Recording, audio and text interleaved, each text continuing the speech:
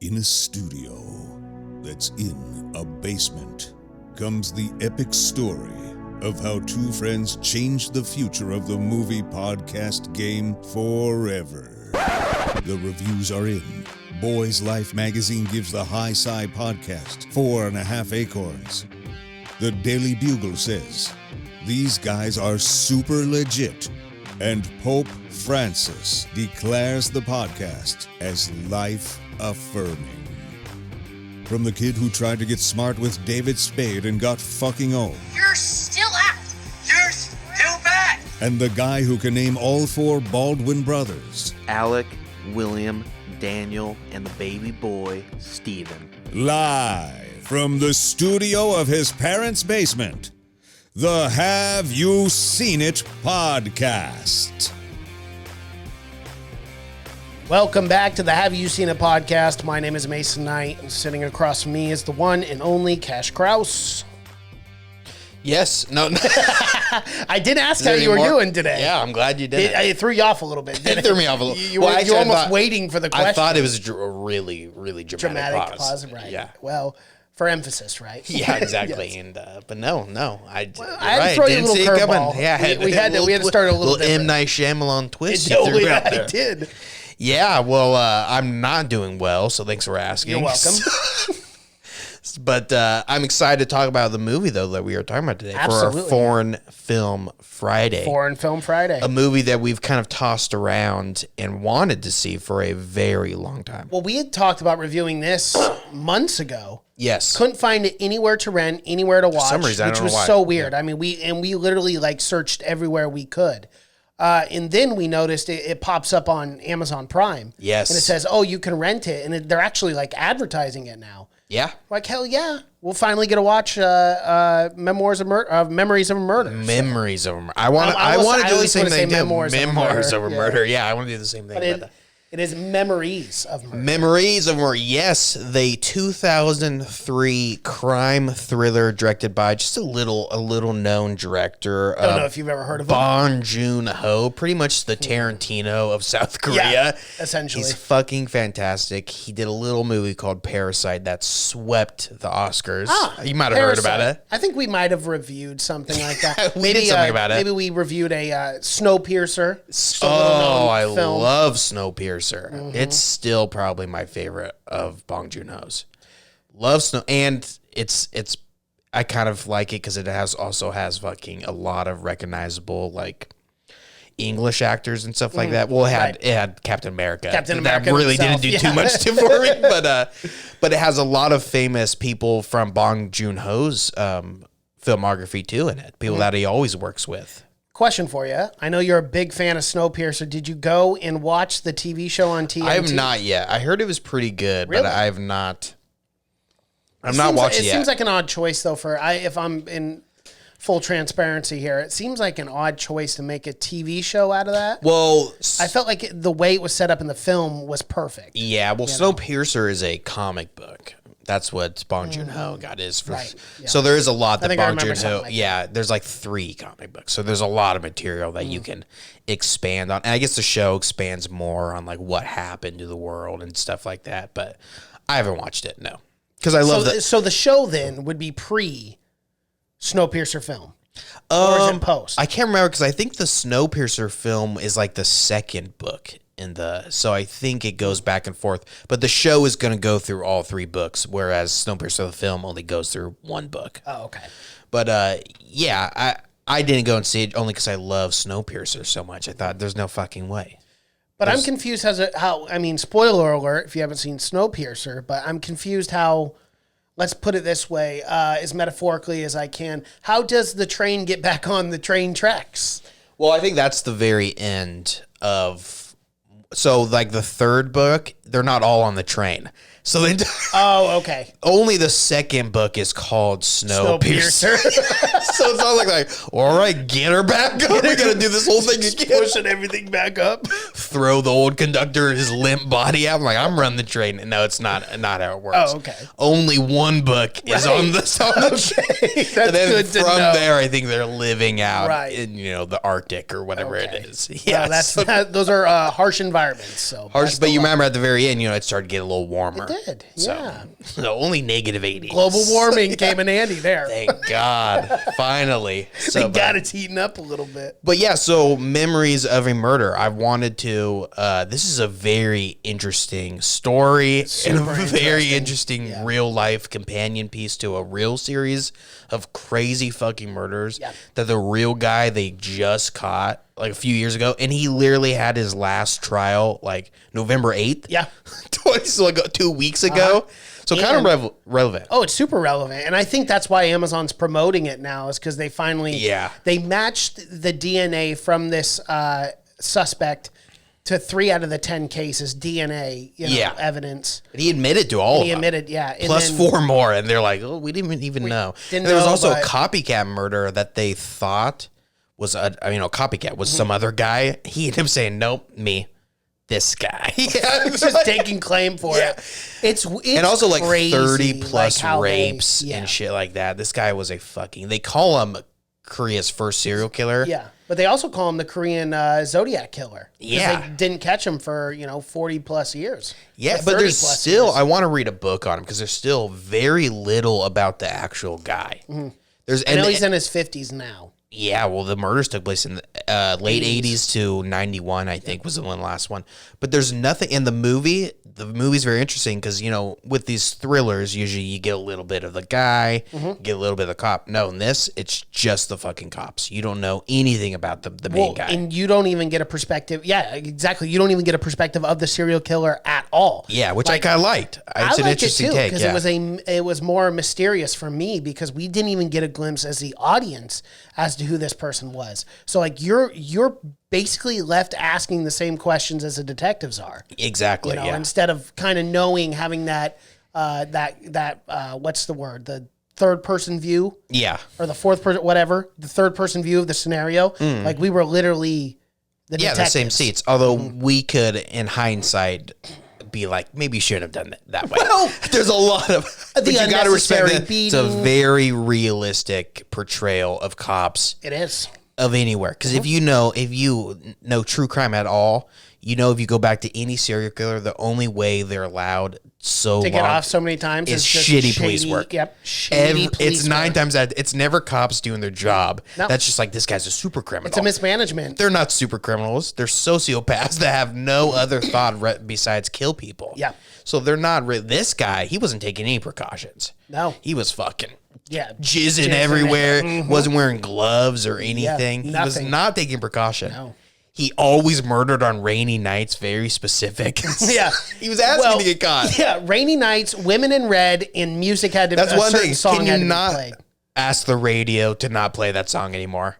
I think that's a fair thing. At least just in Korea for right now until we catch this fucking sociopath. Or not even just in Korea, but just in this general area. Can we just kind of black that one out? Cut it. Cut it. We don't need it. Just for a few weeks, let us just figure this whole thing out. Yeah, it's wild. It is. But that's one thing I love so much is the fucking police work and just the way they show these police.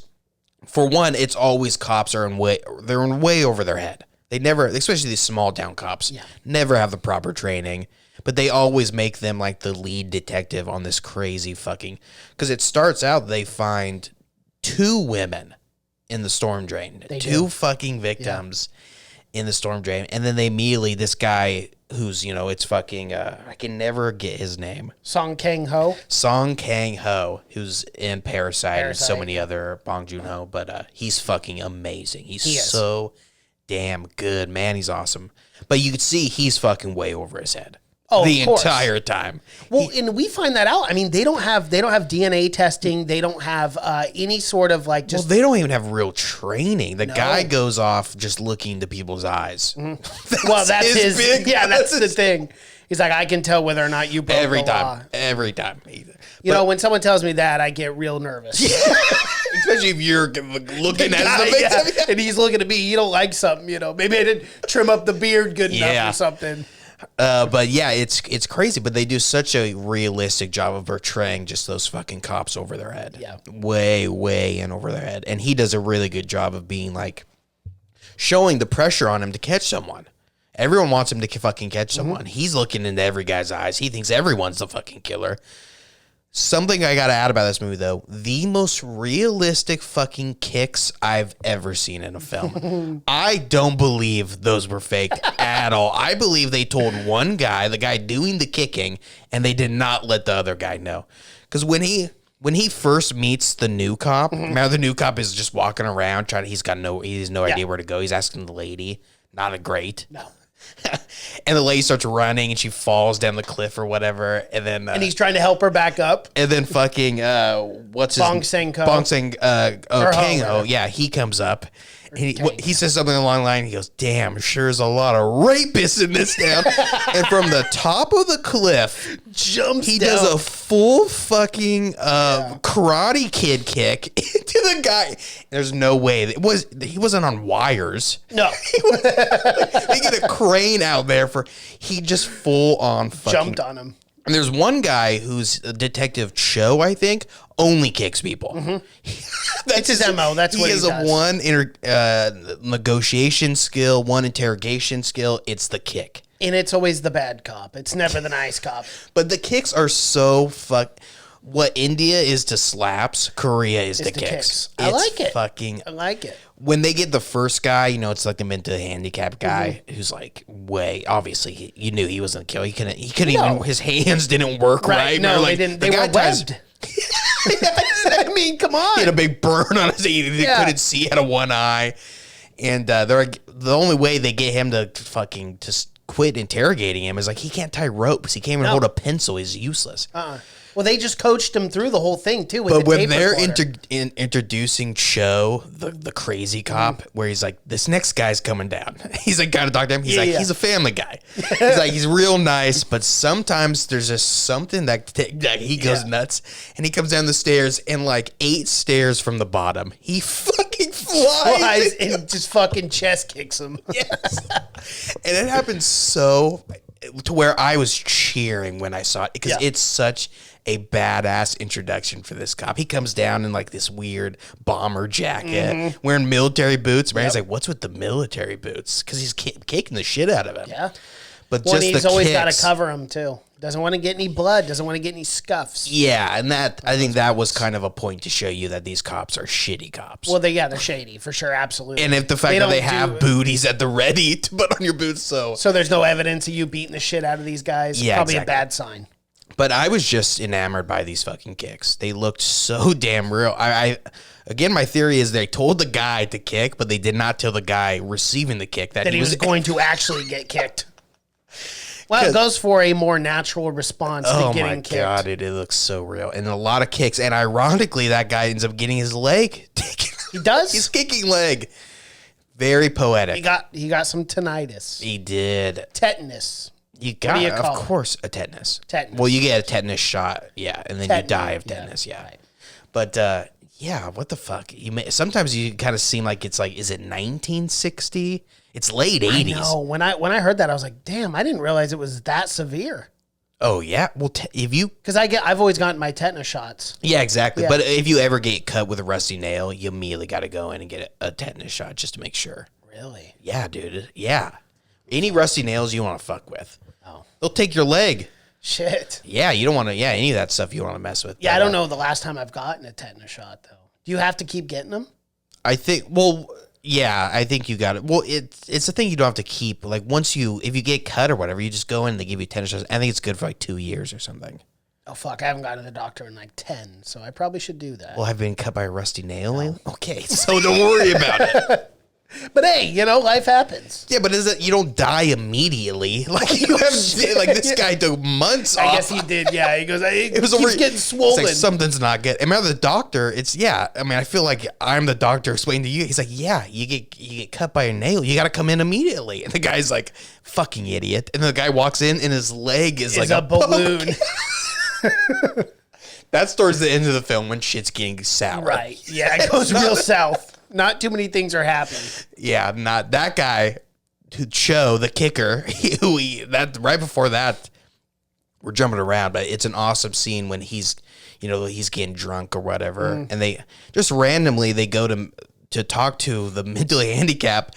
That guy, even after they release him, he has a huge role in the movie, and he's still hanging around these guys too. Not only that, but they go to the dad's whatever. What was that? A store or whatever? It was or a just his barbecue house? place. Yeah, barbecue place. Yeah. Korean barbecue, but I think they just call it barbecue in Korea. Yeah, they do. That would be like, yeah, let's go to an American barbecue.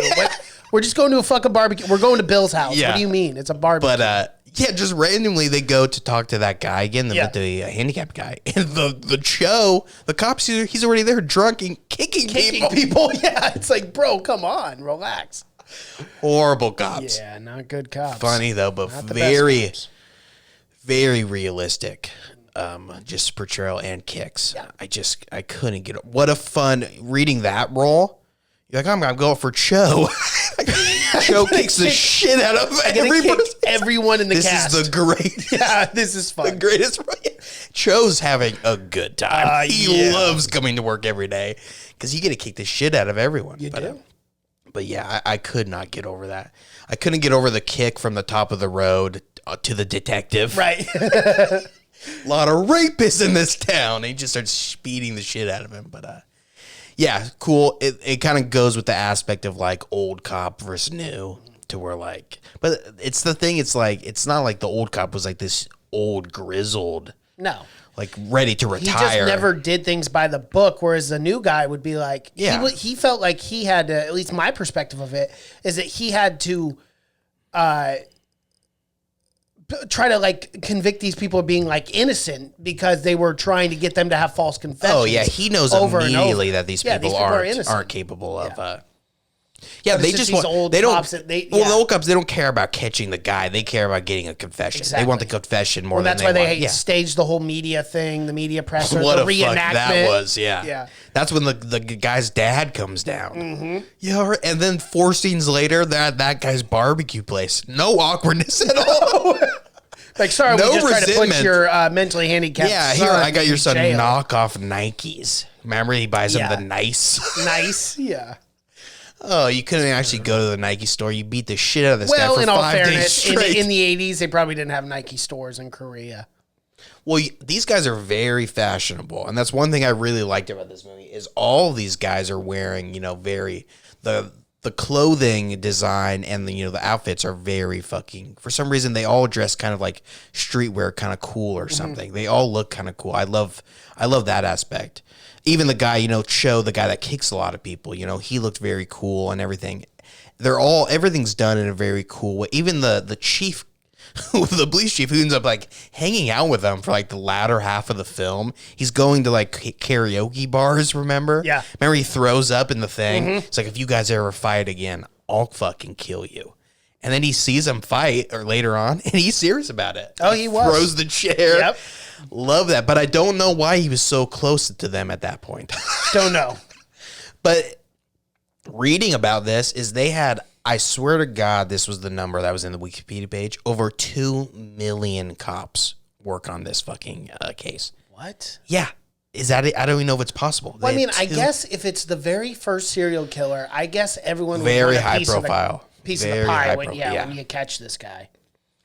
And That's they do, insane. when they're reenacting, they do have a ton. I mean, it doesn't show 2 million, but it shows like when they're doing the reenactment, it's 1 million fucking cops.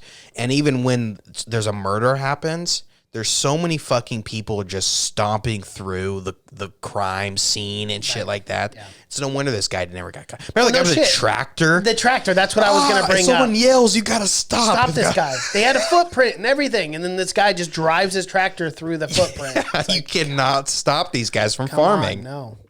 And kids running around, like there's no securing the crime scene. None. Ever. Whatsoever.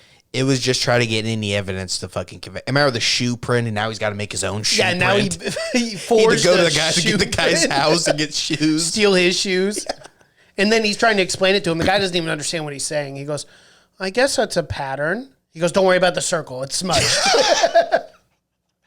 Yeah. Like, yeah, that is my shoe print. It's like, oh my it's God, crazy. bro. It's a very fucking crazy. But I loved it. I mean, I want to see Bong Joon-ho do another thriller. Yeah. Because now that I've seen this, and he's done so many different kind of films, but now that I've seen this, I want to see him do another thriller for sure. Quentin Tarantino came out after seeing this film and saying this and The Host. Yeah, which is another Bong Joon-ho film. Monster film. Monster, yeah. Every film he does is like a... Different. different genre, which is very impressive to me. He said this film is top 20 since 1992 on his list. Yeah, I mean, I can't believe this one has escaped me for so long. I mean, I can't believe I haven't watched it, before. But yeah, it's, as far as like those crime procedural thrillers go, it's one of the best for sure. It is phenomenal, and the score is amazing. The cinematography is great. Where they shoot, I love the rural area that they shoot in, especially when it rains. It can get very creepy, but it just feels very, very wide open. Yeah, and to where like nothing, you can't hide anything. So the fact that this guy is picking off so many people, I mean, he's got to be some kind of mastermind. Right. The scary scene, it only shows him once. It's fucking horrifying. It's terrifying. It is the field scene, right? Yep. It is. I was just about to bring that up because that was almost like for me watching that was almost felt like demonic. Yes, very animalistic. Yes, like very demonic and evil, and like the way he was rising. But they did it in such a good way. I mean, we talked about the cinematography of that, but fuck, it was beautiful because like you could just barely make out the figure, and obviously it's blurred a little bit. But the way he rises and the way he goes back down is like, ugh. Yeah, it's very gives you the fucking creeps, man. And when it's showing that one girl walk, in the rural area, right before she puts on the red jacket, and then she takes off, and then he fucking like bear crawls out of the road and it shows it for like a split second, but it is so fucking scary. It's terrifying. It's like this guy just switches and goes like full fucking animal. Yeah. And it goes, but it's so scary. Remember when he's like whistling? Yes. You don't know where it's coming from, and then she's running, but he comes out full fucking. But it works. I think it works so well because you get so little of, like you said, we know as little as everyone about this guy. So your imagination can really take over that this guy is fucking like a monster, like a demon. Yep. And if remember, what's the movie that we just watched from Korea? The thriller. The Wailing. Remember The Wailing? This guy might be a legit demon. He very well could be. This guy could legitimately be. And if he's from Japan, remember the guy from... Yeah, he was from Japan. Double check that guy. Check that passport. Yeah, remember we all thought it was really racist at first? At first, nope. They got it right. I don't think he was really from Japan, though. Yeah. I think he was a little deeper than that. But yeah, there's some very, very kind of scary parts in this film. It's not just a thrill. It almost turns horror at some points. Yeah. But the part where, because it shows him so little, and even the part where they catch the guy, spoiler, they catch a guy at the end who they catch multiple guys actually that you think for sure is going to be the guy that ends up going back to the spot and whacking it. You think this is it? This is slam dunk. Guy. Yeah, I mean, we got him in the act. We got him red-handed. Exactly. And but it's kind of the thing where you get the feeling that, okay, these guys, they're bad cops, but they're not just like blundering idiots going around. Like at that point, you really do kind of think that this is the fucking guy. This is not good. He's wearing red ladies underwear. He's got all kinds of lingerie with him. Turns out he's just a fucking freak. The chase scene for that was really good too. Really well done, well shot too. Very well shot. Very high, a lot of high tension. And that guy quick on his feet. Very quick. Goes from pants down to full zip. Full zip. Yeah, he was ready to run. Seconds. Yeah. You think? Well, if you are a serial public masturbator, you probably do get pretty good at zipping him up and going. He's probably run that drill many times. Right. Something tubing needs to take a little. I love too. He went right back to work. He did. That was a close one. I made it right back in time for my 15-minute break. 15 minutes, not a minute late. That's why I'm so damn good. Yep, exactly. You see that, boss? They're like, hey, we don't ask questions. Look, Greg, we don't ask questions. Ever since we saw your red thong panty underwears, we don't ask As long as you keep coming back at the 15 on the dot, right? Do whatever the fuck you want. Yep, we don't care. But yeah, I thought for sure that was the guy. Yeah. Then you get the other guy with soft hands, and he's a real fucking creep. He's a weird guy. There's something not right with him. I almost thought, this is the guy. Yo, for that sure. Creep, yeah, he was just really weird in the way. But the new cop, remember, documents don't lie, which I guess maybe it was late 80s, so they didn't really understand that anyone can forge a document. But he brings that up like 9 times. Right. The documents don't lie. It's like, well, they can. Anyone with a Documents can pen, lie. anyone with basic Photoshop skills can literally just Photoshop whatever they Well, I want. mean, on the a 80s, document. you could do anything. Yeah, I it's mean, true. it's you didn't need Photoshop, but really putting too much faith into the computer era. Yeah, I would say so. Maybe that was kind of like he was a new guy, so he really was in on the whole computer thing. But man, when they give him that document of the, no, they don't lie. I have to trust the paper. And how irresponsible to open that up when it's pouring down rain. I know. I mean, what if that was the paper to convict him? Well, I'm It's sure they have just getting some soaked. copies. I Yeah, mean, well, I they came hope. from America, so they got it. Like they call him. They're like, yeah, our paper got destroyed. Oh fuck, we don't have a copy here. I destroyed the evidence too. Yeah, Immediately, we I didn't would've want to just- semen soak. Yeah, you think we wanted to keep that? Like we had got enough things covered in semen here. Yeah, this is the 80s of America. You can't walk a foot without bumping into semen. On the I gotta take a shower every 30 fucking minutes at yeah, work. so it's yeah, that was crazy though. It was crazy was. that they even had to send the sample all the way to America, and they had to let that guy go while they were waiting. Because remember, they're like, Oh, we got they no did, that's evidence. right. We got no evidence to hold him. They let him go down the Because old they train. never have a single bit of tangible evidence throughout the entire film. Not once. Not even a little bit. They're not picking up prints. They're not doing nothing. No clothing or anything. Which is why I wanted to learn so much more about the guy. Because the guy had to have been somewhat smart. Yeah. I mean, somewhat with it to know. I mean, because the murders seem erratic, but there had to have been a ton of planning. I mean, he did murder every Well, time he it did it. rained, which thank God they don't live in Washington. Yeah, no Because shit, you'd be 'cause there'd be a murdering. murder every night. The guy would be killing towns full of people. Like, how often does it rain there? I don't know. It's a good question. 14 times? Because he Probably. killed 14 people, so it's not a lot of rain. It's not a lot of I mean, it's a farm village, too, so you'd think they'd get a little bit more rain. Right. You got to think about You would those- think. You gotta think. But yeah, he, it seems erratic, but I mean, he evaded police for 30, almost 40 30 plus years. And not only that, too, but the way he murdered these women was meticulous and professional. He would tie Yeah. their hands behind their back. He would strangle them with, Which is whatever they're immediately wearing. why the first 3 people you can mark off the list. One guy, he's got fucking stone hands. He's webbed fingers. Can't even open those. The process of elimination should have been a lot faster here than. Because, like you said, it was done the exact same way. They were strangled with which is a calling card. With the same thing. A lot. That's what happens in America with serial killers too. Is they usually strangle with their lingerie. Yeah, unless you're Ted Bundy and then just kill everyone. Well, I think he strangled lingerie too at some point. he did? Also, Oh. yeah, it's a. Bite marks too. Was Yeah. a Ted Bundy thing. Well, that's what kind of reminded me of the animalistic. Yeah. Because when Ted Bundy, because he always said he had like that dark side, the voice speaking. That was later when he. Yeah. But he always talked about that when it happened to him, it kind of like a switch flipped, and he became like this caveman, animalistic, to where he couldn't even prevent himself from biting people. That's kind of what I got the sense with this killer too. Is when it happened, he just goes fucking Just switches. nuts. Yeah. But Just crazy. terrifying. Yeah. Very terrifying. Very scary, but I thought it was soft hands. I thought it Wasn't wasn't soft hands.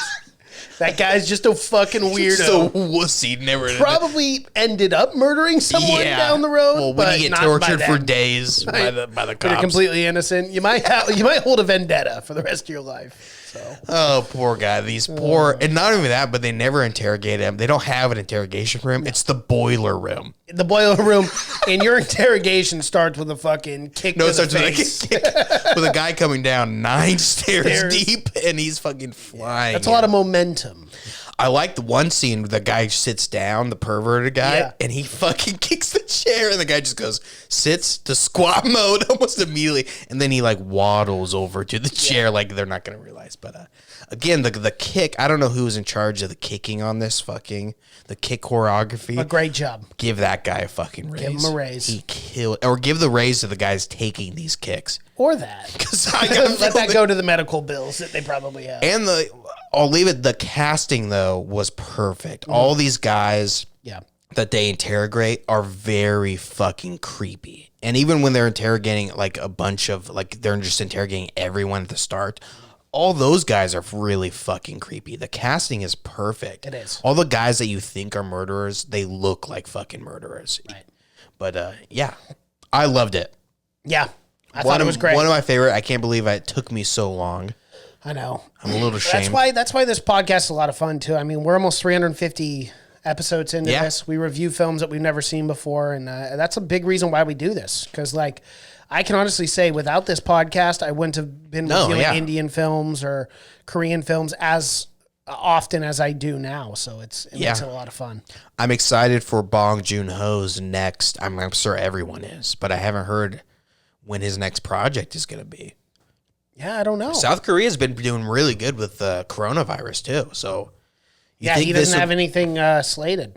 I know, but now there's so much fucking pressure on him. He's won the climbed Mount Everest. Yeah, it kind of ruins directors. Well, so you could always just retire on top like a fighter. Yeah, like 1 out of 10 fighters retire maybe on top. 1 out of 10. Yeah, I think it's like 0.003. And directors almost rarely retire on top either. See, yeah, he doesn't have anything in the works. Nothing. Yeah, well, whatever it'll be, I'll be fucking first in line to see it. Absolutely. Because he has a great film on Netflix called Okja that we might have to do. It's like a lighthearted, like almost family a kids movie. Yeah, but it's really good. It's really good. Everything he does is good. But it has Jake Gyllenhaal in it. Oh, really? Yeah, so okay. that's enough said right there. It's kind of it's hard for me to buy into that, no matter how great the director is. Like, because I know Martin Scorsese did like some child's film too, but I was like, no, I'm good. I can't do that. Oh, I don't know Wasn't about it Martin like Scorsese. BFJ or something like that? I don't know. Some child's film. No, that was Spielberg, and that was the BFG, which is a very famous book. I mean, you'd go and see Charlie and the Chocolate Factory, right? You've seen that before. That's a kids-ass movie. Yeah. Not every kid-ass movie is directed directly only at kids. The greatest kids movies are kind of universal. But it's just lighthearted. I mean, Hugo. That was it. Yeah, but that wasn't really a kids movie either. It was lighthearted. Yeah, that's the one where I was like, that one just wasn't that great of a film. Yeah. If Scorsese came out with like a Pixar film, I'd probably go and see it. Yeah, Pixar I would. Sure. All right. Anything else on Nope, that's memoirs? It. Just kidding. It's memories. Memories of a murder. If you guys like what you see in here, please be sure to like this video, comment below, subscribe to the channel, hit that bell notification as we drop videos here every single day. If you'd like to find our podcast in audio format, you can find that on Spotify, iTunes, SoundCloud, Google Play, and Stitcher, social media pages, Have You Seen It podcast. And if you want to get some Have You Seen It merch, you can find that link in the description below. Thank you guys so much for watching and listening. My name is Mason Knight. That is Cash Krause, and until next time. Bye.